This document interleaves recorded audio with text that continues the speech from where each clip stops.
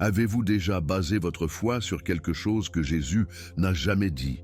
Et si je vous disais que certaines des phrases les plus citées de l'Église, celles auxquelles nous nous accrochons en temps de crise, répètent dans nos prières, et même prêchent depuis la chair, ne se trouvent nulle part dans la Bible?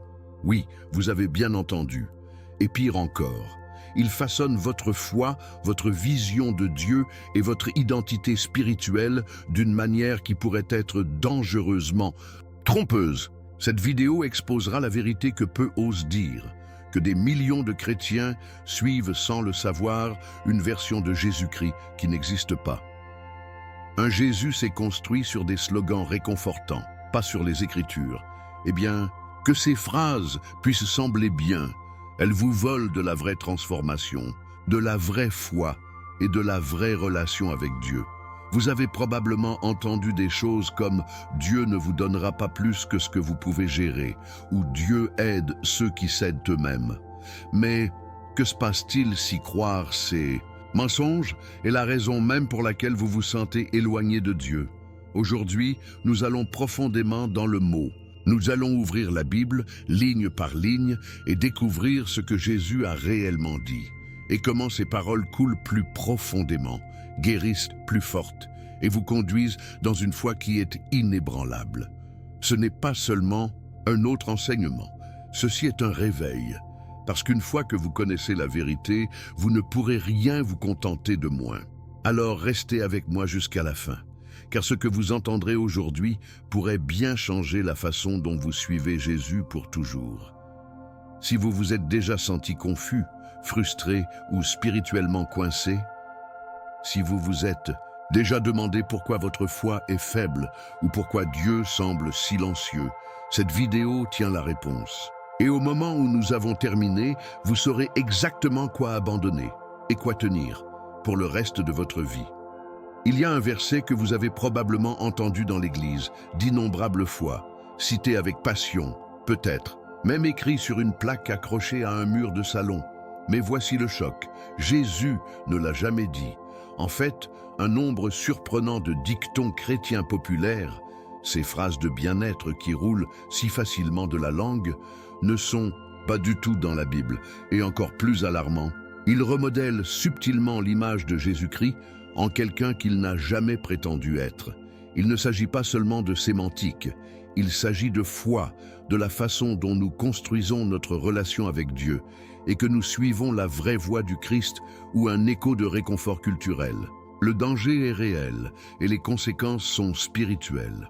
Que se passe-t-il lorsque les gens croient en une version de Jésus qui n'existe pas? Lorsque la tradition éclipse la vérité, la fondation commence à se fissurer et la foi construite sur la fiction ne peut pas résister aux tempêtes de la vie. De nombreux croyants se retrouvent dans la confusion spirituelle, non pas parce qu'ils manquent de désir de Dieu, mais parce qu'ils ont construit leurs attentes sur des phrases qui semblent saintes, mais n'ont pas de racines bibliques. Prenez un moment pour réfléchir. Combien de choses avez-vous cru simplement parce que vous les avez entendues à plusieurs reprises? Dieu aide ceux qui s'aident eux-mêmes. Suivez votre cœur. La foi fixe tout. Ces mantras sont jetés comme les Écritures, mais ils ne sont nulle part dans les enseignements de Jésus. Et ici réside le message central. Si notre identité spirituelle est enracinée dans les choses que Jésus n'a jamais dit, alors nous chassons les ombres. Ce n'est pas un petit problème. Il touche le cœur de l'Évangile. La foi sans vérité devient fragile, comme construire une maison sur le sable. Jésus-Christ nous a avertis de ce danger même dans Matthieu 7, 26, 27. Et pourtant, tant aujourd'hui tombent sans le savoir dans ce piège, induit en erreur par des mots qu'il n'a jamais prononcés. Soyons clairs, Jésus n'est pas venu nous mettre à l'aise, il est venu nous libérer, et la liberté commence par la vérité.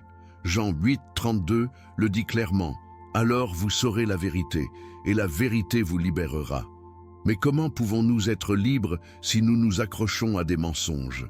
Ces absences erronées créent un faux récit qui rend Jésus à Jésus doux, agréable et pratique, lorsque le vrai Jésus appelle à la reddition, au sacrifice, à la foi qui marche à travers le feu. Il est plus facile de croire en un Jésus qui applaudit de la ligne de touche que celui qui dit « Prenez votre croix quotidiennement ». Luc 9, 23. Mais l'appel de Dieu n'a jamais été de facilité. Il s'agit de transformation. Et cette transformation commence le moment où nous lâchons les mensonges réconfortants et s'accrochons à la vérité divine. L'un des plus grands dangers de ces dictons dits chrétiens est la façon dont ils déforment subtilement notre compréhension de la grâce. Lorsque quelqu'un entend « Dieu aide ceux qui s'aident eux-mêmes », l'objectif passe de la croix à l'effort de soi. Mais la Bible est claire, notre aide vient du Seigneur, Psaume 121, 2, et non de nos propres efforts. L'Évangile ne concerne pas la performance, il s'agit de reddition. Et pourtant, nous avons laissé la culture réécrire les termes. Il est temps de revenir, il est temps de réinitialiser nos cœurs et nos esprits autour de ce que Jésus a réellement dit. Parce que ces paroles n'ont jamais été vagues, jamais vides, et ne visaient jamais à chatouiller les oreilles. Ils se coupent profondément, ils guérissent pleinement et nous guident dans une vie enracinée dans la puissance et la présence de Dieu lui-même.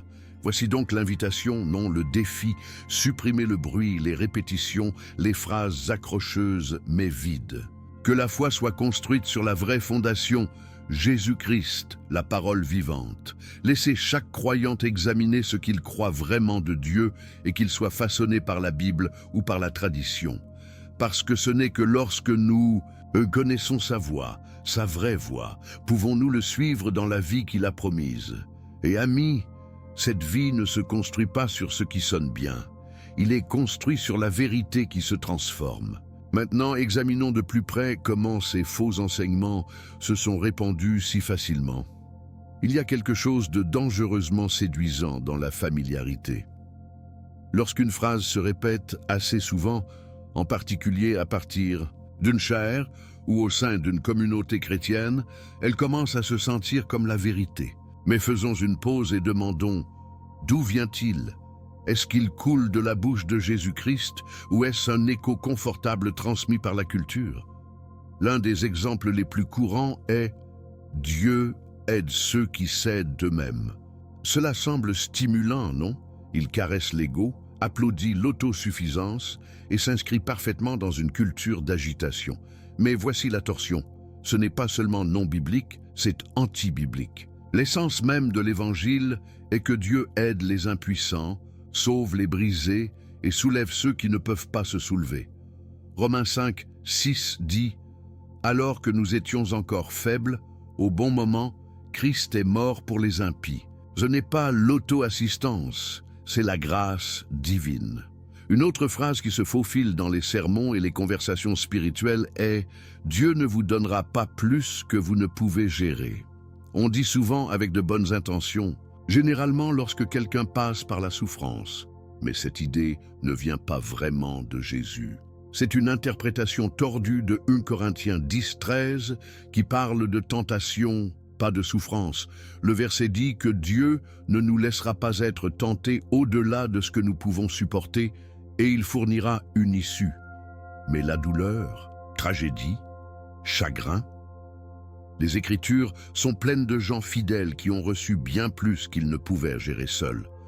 Demandez simplement à Job, demandez à Paul, demandez à Jésus dans Gethsémane.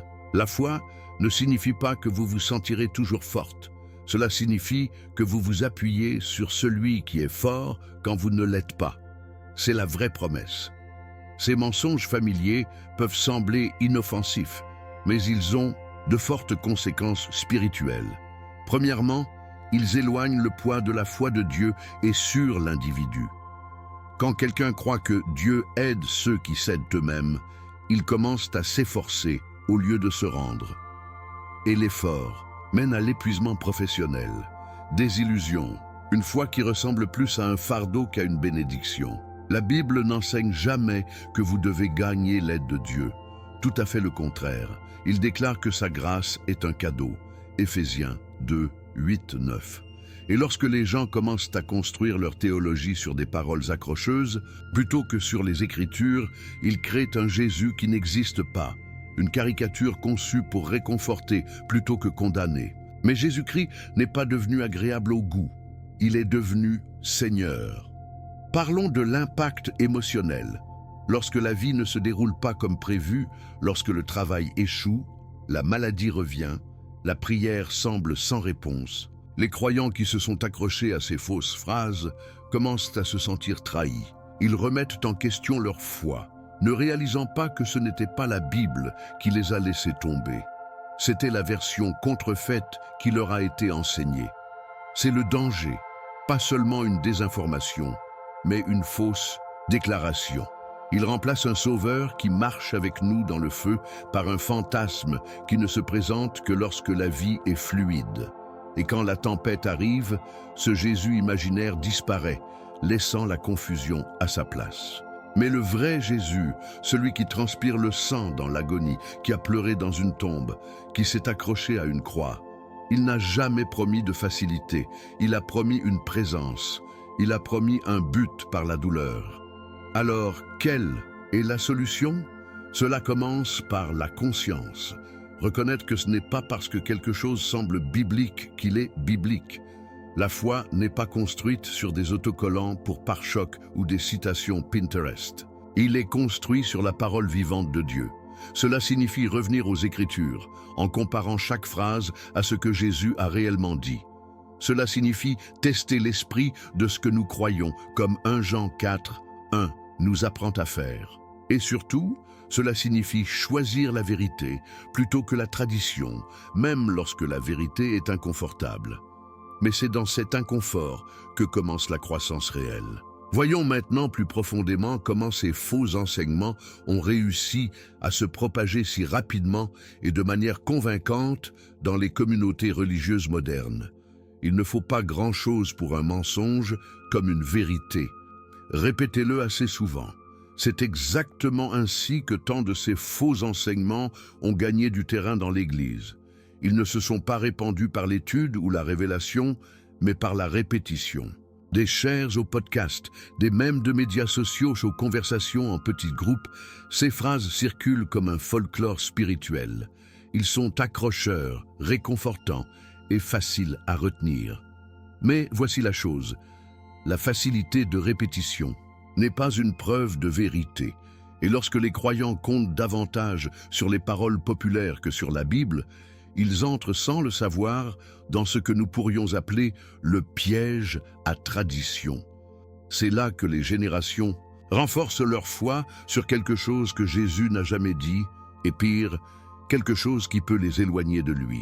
Proverbe 30, 5, 6 nous prévient de ne pas ajouter aux paroles de Dieu, où il nous réprimande et nous prouvera un menteur. Le piège de la tradition est subtil mais puissant. Au fil du temps, il devient difficile de séparer la vérité de Dieu de l'invention de l'homme. Les gens commencent à citer des paroles avec la même autorité que les Écritures, même si ces mots ne sont nulle part dans la Bible. Les églises prêchent les sermons avec des thèmes qui semblent spirituels, mais qui sont enracinés dans les valeurs culturelles, pas les enseignements de Jésus-Christ. Croyez simplement en vous, parlez-le dans l'existence. Tu as assez tel que toi. Ces mantras peuvent avoir un attrait émotionnel, mais ils contredisent le noyau de l'Évangile. Le message de Jésus n'a jamais été une question d'autoglorification, il s'agissait de mourir pour soi. Luc 14, 27 le dit clairement. « Celui qui ne porte pas leur croix et ne me suit ne peut pas être mon disciple. » Et pourtant, de nombreux croyants ont sans le savoir davantage la langue de TikTok que la vérité des Écritures. Il y a aussi quelque chose de dangereusement séduisant dans ces faux enseignements. Ils font appel à la fierté et au contrôle. Pensez-y, vous avez ça. Essayez juste plus fort. Soyez la meilleure version de vous-même. Celles-ci sonnent l'autonomisation, mais elles font de vous le centre de l'histoire, pas Dieu. Ils déplacent la gloire de la croix à la force personnelle, de la reddition à l'autodétermination. Ce n'est pas le message de Jésus. Il a dit « En dehors de moi, vous ne pouvez rien faire ». Jean 15, 5. Et pourtant, nous avons adopté des messages qui chuchotaient exactement le contraire. Pourquoi? Parce que la dépendance est inconfortable. L'humilité est difficile, mais c'est le sol même dans lequel la vraie foi grandit. Et tout ce qui nous éloigne de la dépendance à Dieu, même si cela sonne bien, est finalement une menace spirituelle. Les faux enseignements se sont également répandus parce qu'ils se sentent bien. Soyons honnêtes, qui ne veut pas entendre que la vie fonctionnera toujours, que votre percée approche à grands pas, que toute douleur disparaîtra bientôt? Mais l'Évangile ne promet pas un confort instantané, il promet de l'espoir éternel, à travers la souffrance. Lorsque les chrétiens s'accrochent à des slogans de motivation au lieu de la parole vivante, ils deviennent malnutriques spirituellement. Hébreux 5:12 parle de croyants qui ont encore besoin de lait au lieu de nourriture solide. Ils n'ont pas mûri en vérité. Et plusieurs fois, c'est parce que ce qui est servi ressemble plus à une psychologie avec un emballage spirituel qu'au enseignement de Jésus-Christ. Mais la véritable maturité spirituelle signifie passer des clichés passés et être conviction. Cela signifie choisir la profondeur plutôt que la dopamine. Alors, comment pouvons-nous inverser cela? Comment récupérer la vérité brute et sans compromis de l'Évangile? Cela commence par briser le cycle de répétition. En osant demander « Jésus a-t-il vraiment dit cela ?» et en laissant les Écritures, pas la culture, être notre base. Cela signifie ouvrir la Bible, même si elle remet en question tout ce que nous pensions savoir. Cela signifie embrasser des enseignements qui n'inspirent pas seulement, mais se transforment. Et cela signifie redonner notre fierté, notre besoin de contrôle et même nos préférences. Parce que ce n'est qu'alors que nous pouvons vraiment entendre ce que Jésus a réellement dit, et pas seulement ce que nous espérions avoir dit. En parlant de cela, regardons maintenant certaines de ces paroles exactes du Christ et comment elles contrastent fortement avec ce qui est si souvent mal cité en son nom. Il est temps de faire taire le bruit et enfin d'écouter ce que Jésus a réellement dit. Pas ce que la culture fait écho, pas ce qui se sent bien, mais ces vrais mots bruts et qui changent la vie. L'une des idées les plus mal comprises du christianisme moderne est que nous devons nous nettoyer avant de venir à Dieu. Mais Jésus n'a jamais dit ça. En fait, il a dit le contraire. Dans Matthieu 11, 28, il a déclaré « Viens à moi, tous ceux qui êtes fatigués et accablés, et je te donnerai du repos. » Remarquez ce qu'il n'a pas dit. Il n'a pas dit « Venez à moi une fois que vous avez tout eu ensemble. » Il a invité le fatigué, pas le digne. Et cette déclaration retourne la religion sur sa tête, parce que la vraie foi ne consiste pas à arriver parfaite. Il s'agit de venir briser et de faire confiance que Dieu fera la guérison. Ensuite, il y a l'idée que nous sommes censés essayer plus fort, faire plus, s'efforcer constamment de plaire à Dieu. Mais encore une fois, Christ a démantelé ce récit. Dans Jean 15:5, il le montre douloureusement. « En dehors de moi, vous ne pouvez rien faire. Pas un peu, pas à peine, mais rien. » Ce genre de vérité confronte notre fierté. Cela nous humilie, parce qu'aucun effort, talent ou autodiscipline ne peut remplacer la dépendance à l'égard de Dieu. Et pourtant, de nombreux croyants vivent comme il l'a dit. « Faites de votre mieux et je vous rencontrerai à mi-chemin. » Ce mensonge crée l'épuisement. Cela conduit à une foi construite sur la performance plutôt que sur la grâce. Mais Jésus nous invite à demeurer en lui, pour nous reposer en relation, pas dans le travail, dans la religion. C'est une différence radicale, et c'est le cœur de l'Évangile. Une autre fausse idée à laquelle nous aimons nous accrocher est « Dieu ne vous donnera pas plus que vous ne pouvez gérer ». Mais Jésus n'a jamais dit cela non plus. Ce qu'il a dit était beaucoup plus honnête et beaucoup plus optimiste. Dans Luc 9, 23, il dit « Celui qui veut être mon disciple doit se refuser et prendre leur croix quotidiennement et me suivre. » Cela ne ressemble pas à un confort, cela ressemble à un engagement. Jésus ne promet pas un chemin facile, il promet sa présence sur le chemin. Et lorsque le poids de la vie est écrasant, sa force devient notre force. La Bible n'enseigne pas que nous ne serons jamais dépassés. Il enseigne que dans l'écrasement, Dieu ne nous quittera jamais.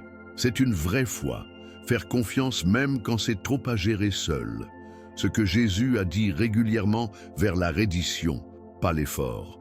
Il a dit au riche jeune souverain de tout abandonner et de le suivre. Matthieu 19, 21.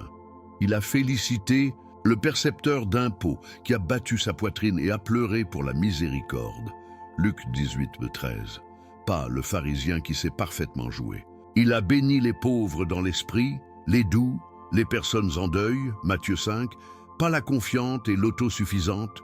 Cela signifie que suivre Jésus ne consiste pas à agir fort.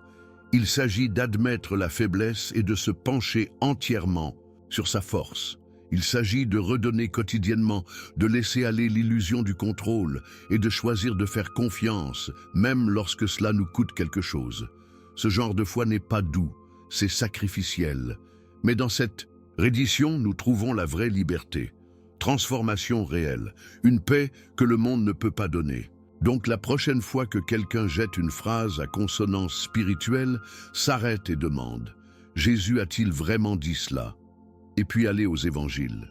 Matthieu, Marc, Luc et John, ils tiennent les vraies paroles du Christ. Lisez-les, méditez sur eux, laissez-les vous confronter, vous réconforter et vous changer, parce qu'il ne s'agit pas de ce qui est populaire, il s'agit de ce qui est puissant. Et seuls ces vrais mots ont le pouvoir d'économiser, de guérir, de restaurer votre âme.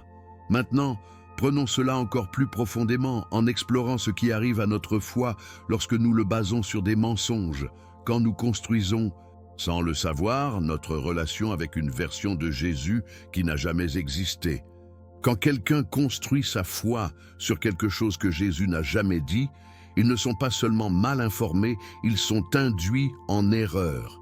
Et ce n'est pas un petit problème, c'est une crise spirituelle, parce qu'au moment où nous commençons à croire en une version de Jésus qui ne s'aligne pas avec les Écritures, nous commençons à suivre un sauveur qui n'existe pas.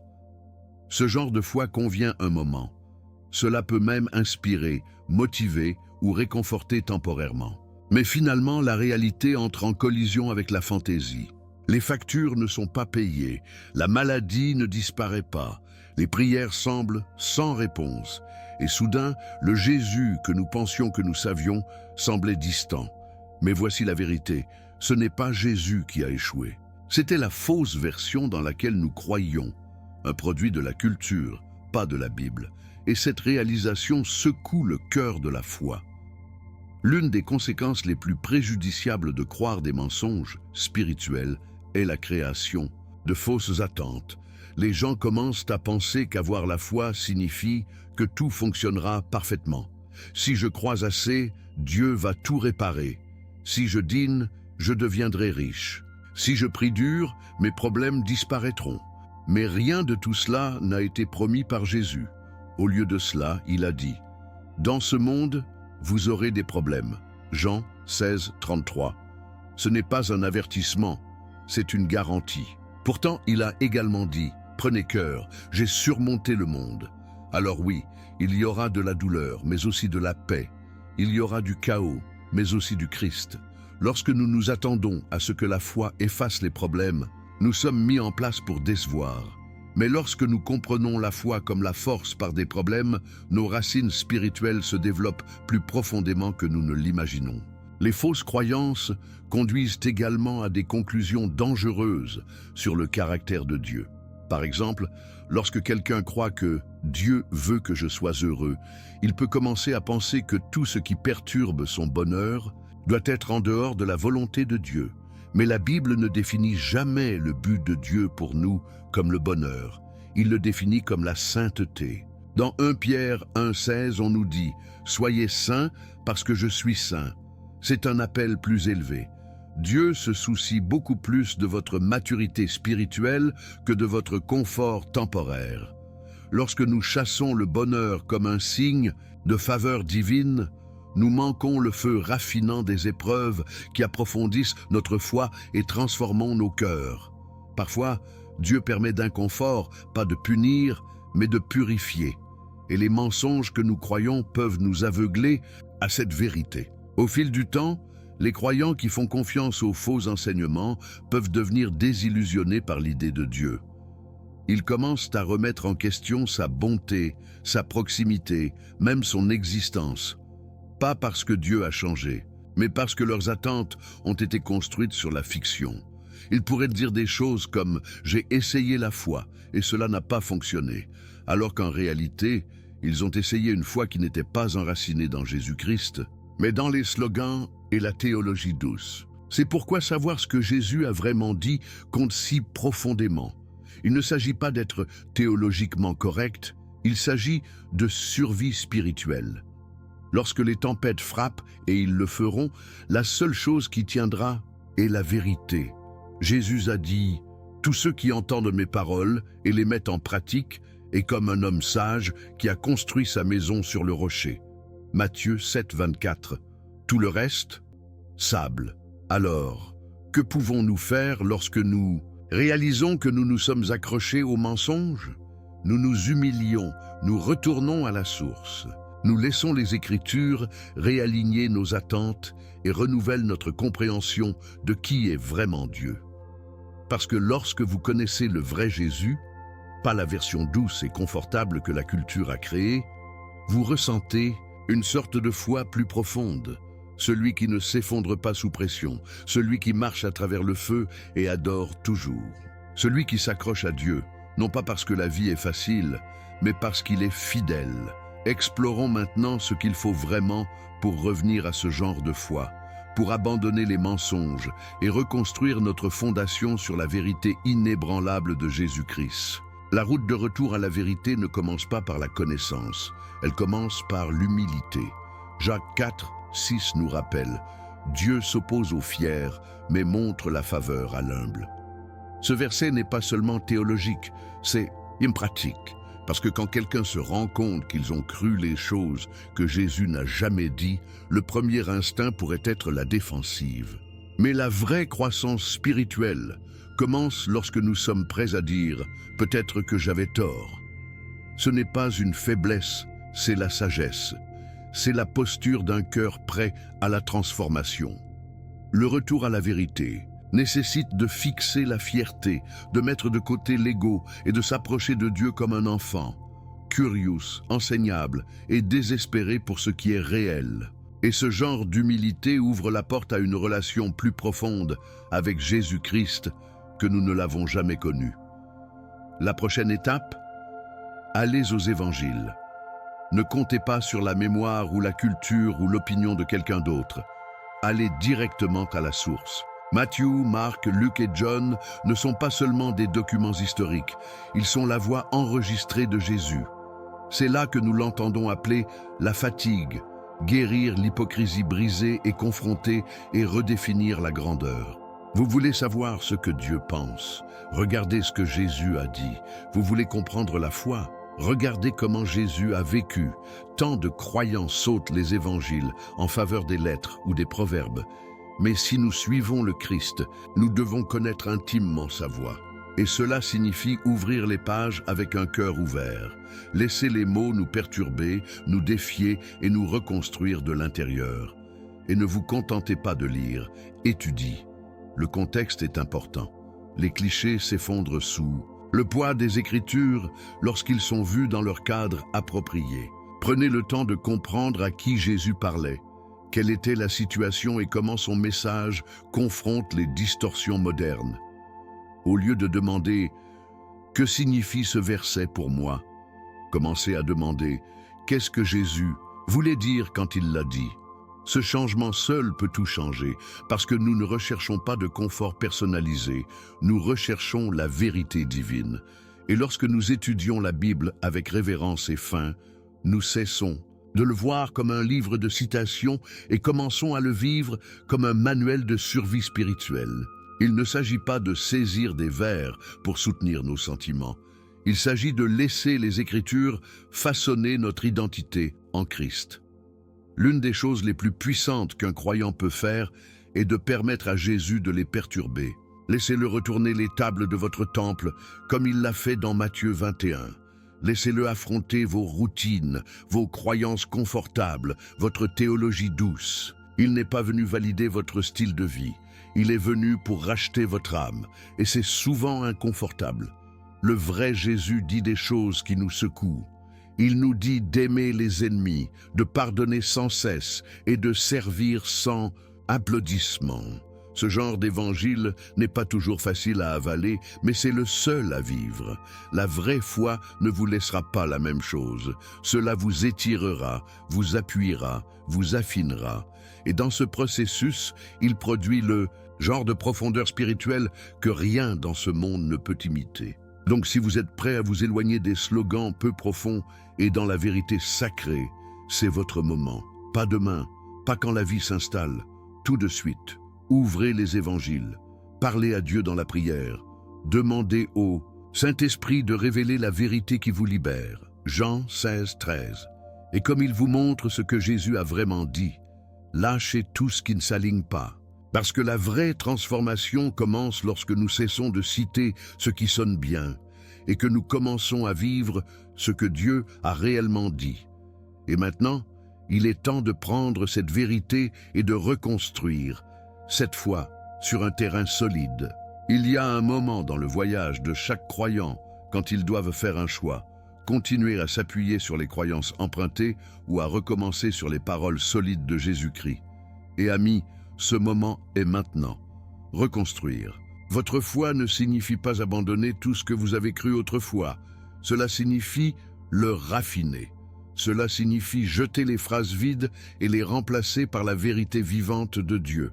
Cela signifie choisir la foi enracinée dans les Écritures, sur les sentiments, se rendre à l'effort, obéissance sur la popularité. Jésus nous a clairement dit dans Matthieu 7, 24-25 que l'homme sage construisait sa maison sur le rocher en entendant et en faisant ses paroles, pas en citant la culture, pas en suivant la foule, mais en ancrant profondément ce qu'il a réellement dit.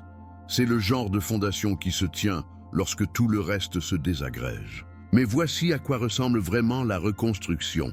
Elle est quotidienne, intentionnelle et souvent inconfortable. C'est se réveiller et demander « Seigneur, que dites-vous » avant de vérifier ce que les autres disent. Il ouvre la Bible non seulement pour l'inspiration, mais pour l'instruction. C'est apprendre à prier d'un lieu de dépendance, pas de demande. Et quand la vie devient désordonnée, ça ne coule pas à des citations accrocheuses, elle coule vers Christ. Parce que la vérité n'est pas à la mode, c'est intemporel. Et quand votre âme est fondée sur la parole éternelle de Dieu, pas de tempête, pas de mensonge, aucun échec ne peut vous secouer. Ce genre de foi ne survit pas seulement, il prospère. Et c'est la vie que Jésus vous invite. Pas une performance, pas une perfection, mais une connexion profonde et inébranlable avec lui. Soyons honnêtes, ce n'est pas facile. Cela nécessite une sorte de courage spirituel dont peu parle. Il est plus facile de suivre le courant, de continuer à dire ce que tout le monde dit. Mais l'Évangile n'a jamais été une question de facilité. Il s'agit de l'éternité. Et vous n'étiez pas fait pour vous mélanger. Vous avez été fait pour être mis à part. Romains 12, 2 nous appelle à être transformés par le renouvellement de votre esprit. Cela signifie abandonner les hypothèses. Cela signifie refuser de se conformer à la théologie de bien-être. Et cela signifie construire votre vie, vos prières, votre identité même sur les paroles de Jésus. Parce que lorsque c'est votre fondation, votre foi ne se craque pas sous pression. Il brillera sous pression. Cela signifie également faire un changement dans ce que vous répétez. Arrêtez de citer ce que Jésus n'a jamais dit. Arrêtez de partager des demi-vérités masquées dans la langue chrétienne. Vos mots comptent. Ils façonnent comment les autres voient Jésus, comment ils comprennent la Bible, comment ils interprètent la foi. Alors, laissez votre bouche faire écho au paradis. Laissez vos déclarations refléter les Écritures, pas les slogans. Comme le dit Proverbe 18, 21, « La langue a le pouvoir de la vie et de la mort. » Et lorsque vous dites la vérité, vous ne changez pas seulement votre propre chemin, vous allumez la voie aux autres à suivre. Vous les conduisez au vrai Jésus, celui qui sauve, rachète et restaure. C'est ce que fait un disciple. Et c'est ce que vous devenez. Et enfin, rappelez-vous ceci, à la fin, il ne s'agit pas de la quantité de l'écriture que vous avez citée, il s'agit de savoir si vous connaissiez celui qui l'a parlé. Jésus a averti dans Matthieu 7, 22-23 que beaucoup prétendent le connaître, mais seuls ceux qui ont fait la volonté de son Père entreront dans le royaume. Ce n'est pas censé vous faire peur, c'est censé vous réveiller. Parce que maintenant, vous savez mieux, et maintenant, vous pouvez avancer avec clarté, but et vérité. Alors, construisons à nouveau, brique par brique, verse par vers, jour après jour, sur le seul fondement qui dure, Jésus-Christ, la parole, a fait chair. Et maintenant, concluons cela avec un message qui saisira votre cœur et préparera votre esprit. Maintenant que vous avez vu la vérité, permettez-moi de vous demander, avez-vous déjà répété quelque chose en pensant que cela venait de Jésus seulement pour réaliser que ce n'était pas du tout dans la Bible? Soyez honnête et partagez votre expérience dans les commentaires. Je veux savoir, quelle est une phrase que vous croyiez pendant des années qui s'est avérée être un mensonge? Si ce message parlait à votre cœur, ne le gardez pas pour vous. Appuyez sur ce bouton like, abonnez-vous à la chaîne et activez les notifications afin de ne jamais manquer une vidéo qui pourrait changer votre marche spirituelle. Nous construisons une communauté fondée dans la vérité de Dieu, les enseignements de Jésus-Christ et le fondement inébranlable de la Bible. Et vous en faites partie. Et bon, si vous êtes prêt à aller encore plus loin dans votre foi, ne manquez pas la prochaine vidéo qui est sur le point de faire apparaître ici sur votre écran. Cela vous prendra plus loin dans la parole et vous aidera à découvrir plus de vérités dont la plupart des gens ne parlent jamais. Que Dieu vous bénisse et je vous verrai dans le prochain.